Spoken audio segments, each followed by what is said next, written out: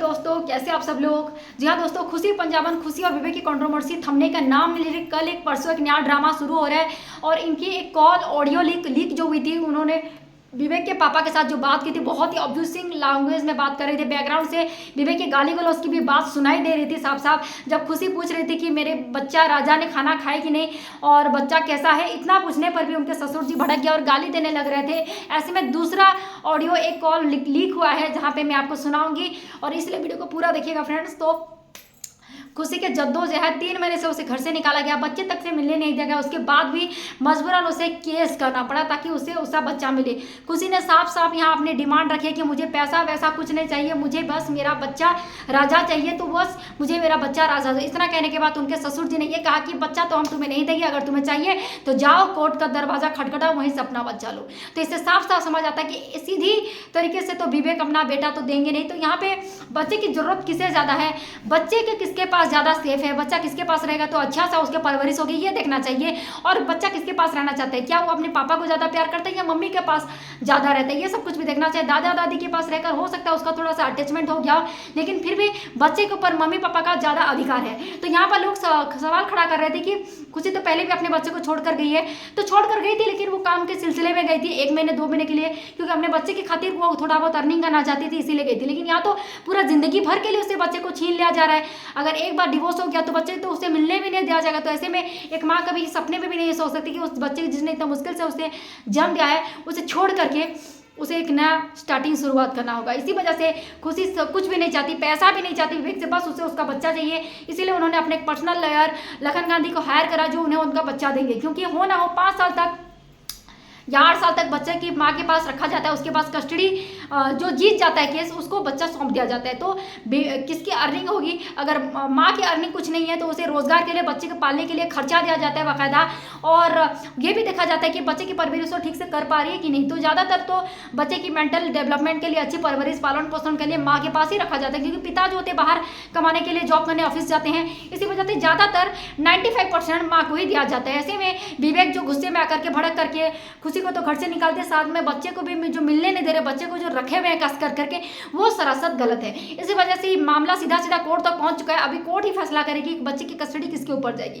पहले तो खुशी ने डोमेस्टिक वायलेंस का केस करा हुआ है विवेक चौधरी के ऊपर, उनके सास ससुर इन लॉज के ऊपर में, तो उसके बारे में अभी फैसला चल रहा है। डिवोर्स तक वहां तक फैसला नहीं गया है, पहले हियरिंग हो रहा है और वहां पे जो डोमेस्टिक वायलेंस का केस हुआ है उसके ऊपर विचार करा जा रहा है कि यह जो केस का लगा है ये सही है, आरोप की सही नहीं है। अगर ये प्रूफ हो जाता है, अगर खुशी जीत जाती है केस, तो उसे सीधा सीधा अपना बेटा राजा की कस्टडी में दे दी जाएगी। ऐसे में विवेक के लिए बहुत ही ज़्यादा मुश्किल होगा, क्योंकि जो झूठ बोलते हैं ना, झूठ का ज़्यादा टिक नहीं पाता। जो कहते हैं ना, सच्चाई एक ना एक दिन आती है।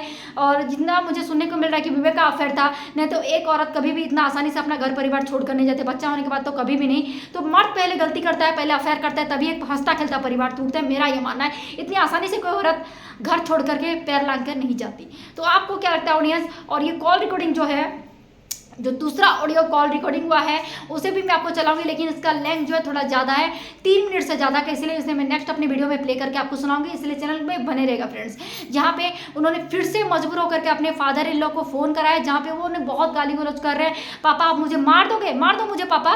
तो बोल रहे मैं क्यों तुझे मारूंगा, जहाँ पे उन्होंने पहले बताया था कि एक मर्डर मैंने किया, दूसरा मर्डर करते हुए मुझे देर नहीं लगेगा। इसी वजह से खुशी ने उस बात को रिकॉर्ड करने के लिए, प्रूफ करने के लिए फिर से ससुर जी को कहा मार दो पापा जी मुझे, आप अगर मुझे मारना चाहते हो मार ही दो। तो उन्हें शर्मनाक करने के लिए खुशी ने ये सब कुछ कहा था। उसके बाद उसने पूछा मेरा बच्चा राजा ने पास्ता खाया नहीं, मेरे बच्चे ने खाना खाया कि नहीं, उसके बाद भी कोई रिप्लाई नहीं आता। उसके बाद वो वॉइस कॉल करती है, जिसका भी वो लोग कोई रिप्लाई नहीं करती।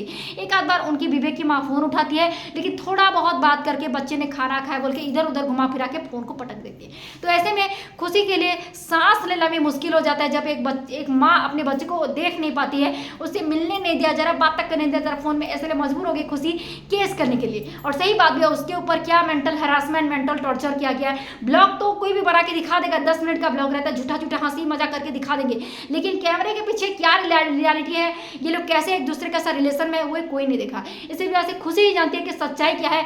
ये लोग उनके विवेक के दीदी, विवेक के मम्मी पापा इनके साथ कैसे मेंटली टॉर्चर करते, धीरे धीरे इनका टॉर्चर बढ़ता गया। जब एक बच्चा पैदा हो जाने के बाद उनको लगा बच्चा तो हो चुका है, अब इसको जितना भी ठोकेंगे, टॉर्चर करेंगे, ये तो कहीं जाएगी नहीं। ऐसे में ससुराल वालों का टॉर्चर जो है, मेंटली टॉर्चर बढ़ता जाता है। तो आपको क्या कहना है फ्रेंड। मेंटली टॉर्चर की वजह से और बच्चा होने के दबाव की वजह से खुशी ये काम पहले जो करना चाहता नहीं कर पाई, अभी कर रही है क्योंकि लिमिट क्रॉस हो जाने के बाद। तो आपको क्या लगता है ऑडियंस, खुशी विवेक कंट्रोवर्सी कहाँ पर जाकर के रुकेगी? और इनकी हियरिंग नेक्स्ट 2-3 हियरिंग हो चुकी है और जब तक फैसला हो जाएगा, क्योंकि 6 महीने का वक्त दिया गया है उन्हें, डिवोर्स का फैसला 6 महीने में होता है, इनको समझ आ जाता है कि पति पत्नी आपस में सुलझा जे नहीं हो पाएगा 6 महीने में, तो इनका डिवोर्स कर दिया जाता है। तो आपको क्या लगता है ऑडियंस, आपसी बच्चे की वजह से म्यूचुअल अंडरस्टैंडिंग करके एक साथ हो जाएंगे या नहीं हो पाएगा, तो ये लोग अलग हो जाएंगे? तो आपको क्या लगता है जरूर बताएगा। खुशी विवेक कंट्रोवर्सी देखना पसंद करता है जरूर हमारे चैनल को लाइक और सब्सक्राइब करेगा फ्रेंड्स, क्योंकि हमारे चैनल में खुशी विवेक की कंट्रोवर्सी जबरदस्त रिएक्शन सबसे पहले आपको हमारे यहाँ पे मिलेंगे। Thank you so much, love you.